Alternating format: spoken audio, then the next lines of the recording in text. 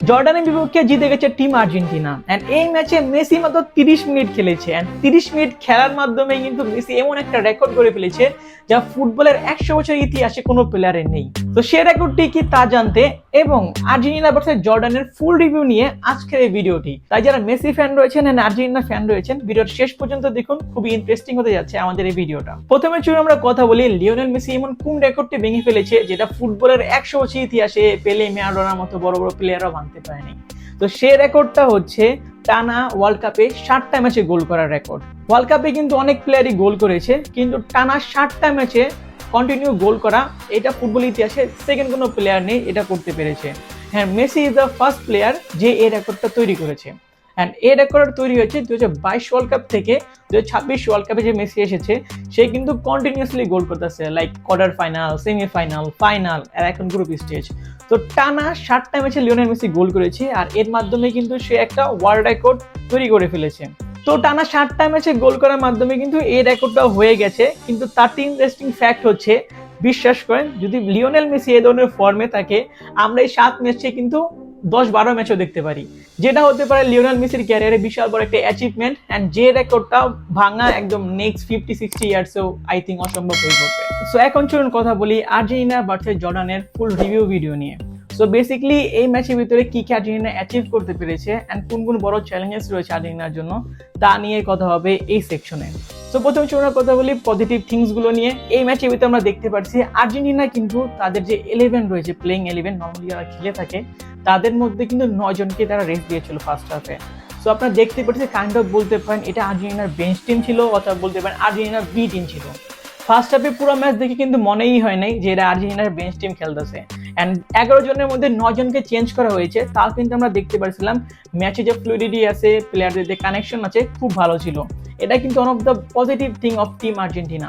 And আর্জেন্টিনার যেহেতু bench strength খুব ভালো মনে হচ্ছে আমাদের কাছে, আমরা আশা করতে পারি নেক্সট যে ম্যাচ হবে like round of 32, round of 16, সেখানে আমরা দেখতে পারি আরো বেশি বন্ডিং হচ্ছে প্লেয়ারদের মাঝে এন্ড আমরা খুব একটা ভালো রেজাল্ট পাবো এই সামনে ম্যাচগুলোতে। সো এই ম্যাচে কিছু ইন্টারেস্টিং টেক দেখেছি, যেমন এই ম্যাচের ভিতরে কিন্তু মার্কোস সেনেসিকে ডেবিউ করানো হয়েছে। সেনেসি এমন একটা প্লেয়ার যে কিন্তু ফুলহ্যামে মারাত্মক ফর্মে আছে কিন্তু আর্জেন্টিনা স্কোয়াডে ছিল না। সো হঠাৎ করে যখন ভ্যালাডি ইনজার্ড হয়ে যায় তখনই কিন্তু সেনেসিকে ডাকা হয়। এন্ড মাত্র 11 দিন আগে যে সেনেসি চিল করতেছিল, হলিডে করতেছিল, 11 দিন পরে আজকে তার ডেবিউ হয়ে গেছে ওয়ার্ল্ড কাপে। মার্কোস সেনেসির এই ম্যাচে রেটিং ছিল 7+। সো সেনেসির ডিফেন্সিভ ক্যাপাবিলিটি কিন্তু আমরা অনেক আগে দেখেছি ক্লাবে, কিন্তু ন্যাশনাল টিমে যে সে এত স্মুথলি অ্যাডজাস্ট করে ফেলবে তা কিন্তু কেউ আশা করেনি। সো সেনেসির এই ম্যাচে কিন্তু পারফরমেন্স ছিল খুবই জোস। এখন যদি আমি কথা বলি এই ম্যাচের ম্যান অফ দ্য ম্যাচ কে হয়েছিল, এই ম্যাচে ম্যান অফ দ্য ম্যাচ হয়েছে লো সেলসো। 2022 ওয়ার্ল্ড কাপে এই লো সেলসোকে কিন্তু আশা করেছি স্কালোনি মেসি রাইট হ্যান্ড হিসেবে খেলাবে। সেখানে আমরা দেখতে পারছি যে লো সেলসো ইনজার্ড হওয়ার কারণে সে মিস করেছিল 22 ওয়ার্ল্ড কাপ, কিন্তু 26-এ যখন সে ডেবিউ করেছে এখন প্লেইং 11-এ আমরা দেখতে পারছি লো সেলসো একটা আনাদার লেভেলে খেলেছে। সে কিন্তু এখানে সেট পিস নিয়েছে, মানে একটা ফ্রি কিক নিয়েছে এন্ড সেখানে সে গোল করেছে। এন্ড যদি পারফরমেন্স বলি তা ছিল টপ নচ। এন্ড ওয়ার্ল্ড কাপের আগে যারা লো সেলসো কিনে সন্দেহ করতেছিল তাদেরকে পুরো ডিমলিশ করে দিয়েছে লো সেলসো তার পারফরমেন্সের মাধ্যমে আজকে।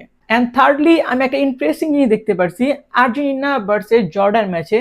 সেখানে কিন্তু রাইট ব্যাকে খেলানো হচ্ছে প্যালাসিওসকে। প্যালাসিওস এমন একটা প্লেয়ার যাকে আমরা নর্মালি দেখে থাকি মিডফিল্ডে, সেখানে কিন্তু প্যালাসিওসকে এখানে রাইট ব্যাকে খেলানো হয়েছে। অনেকেই বলছে কিন্তু যে মন্তিয়ান মলিনের উপরে ভরসা করা যাবে না, কারণ আর্জেন্টিনার রাইট ব্যাক অত স্ট্রং না, লেফট ব্যাক অত স্ট্রং না, এটা নিয়ে অনেক সমালোচনা হয়েছে। সেখানে আজকে প্যালাসিওস খেলেছে অ্যাজ এ রাইট ব্যাক। এই ম্যাচের ভিতরে সবচেয়ে বেশি ডিফেন্সিভ কন্ট্রিবিউশন দিয়েছে কোন প্লেয়ার, সেটা হচ্ছে এজেকিয়েল প্যালাসিওস। 12টা ডিফেন্সিভ কন্ট্রিবিউশন ছিল এই ম্যাচে প্যালাসিওসের, যেটা কিন্তু ছিল এই পুরো ম্যাচের সর্বোচ্চ। সো আমরা শুধু মন্টিয়েল এন্ড মলিনা না, এখন একটা আনাদার অপশন পেয়ে গেছি। সো জর্ডানকে 3-1 গোলে হারানোর মাধ্যমে কিন্তু আমাদের সাথে যেটা বেস্ট জিনিস ঘটে যায় সেটা হচ্ছে আমরা কিন্তু রাউন্ড অফ 32-তে পাচ্ছি কাবো ভার্দেকে, যেটা কিন্তু অন্যান্য টিমের তুলনায় অনেকটা ইজি প্রতিপক্ষ। যদিও আমরা জানি তারা কিন্তু খুবই ভালো ক্যাপাবিলিটি আছে, তারা কিন্তু স্পেনকে আটকে দিয়েছিল। সো তারা কিন্তু একটা সারপ্রাইজ প্যাকেজ হয়ে এসেছে এই ওয়ার্ল্ড কাপে। তাও কিন্তু আমরা আশা করতেছি এই ম্যাচটা আর্জেন্টিনা জিতে যাবে। তো এখন চলুন কথা বলি দ্য চ্যালেঞ্জ, যে চ্যালেঞ্জের মুখোমুখি হতে হবে টিম আর্জেন্টিনাকে যদি ওয়ার্ল্ড কাপ তারা জিততে চায়। সেটা হচ্ছে আর্জেন্টিনার কিন্তু যে স্ট্রাইকার রয়েছে Lautaro Martinez and Julian Alvarez, তারা কিন্তু যখন প্লে হচ্ছে খেলা তখন কিন্তু তারা গোল করতে পারতেছে না। হ্যাঁ, লাউতারো মার্তিনেস কিন্তু গোল দিয়েছে, কিন্তু সেটা হচ্ছে পেনাল্টিতে। কিন্তু আমরা as a number 9 Lautaro Martinez and Julian Alvarez থেকে যে ধরনের একটা ফিনিশিং আশা করতেছি তা কিন্তু আমরা ওয়ার্ল্ড কাপে দেখতে পাইনি। সো এটা কিন্তু খুবই concerning for team Argentina and as well as Argentina fans. So Argentina and মেসিকে নিয়ে এই ধরনের আরো খবর পেতে আমাদের চ্যানেলকে সাবস্ক্রাইব করে রাখুন আর অবশ্যই ভিডিওতে লাইক দিয়ে দিবেন। Thank you so much guys for listening and watching this video. সকলকে আল্লাহ হাফেজ, চাও।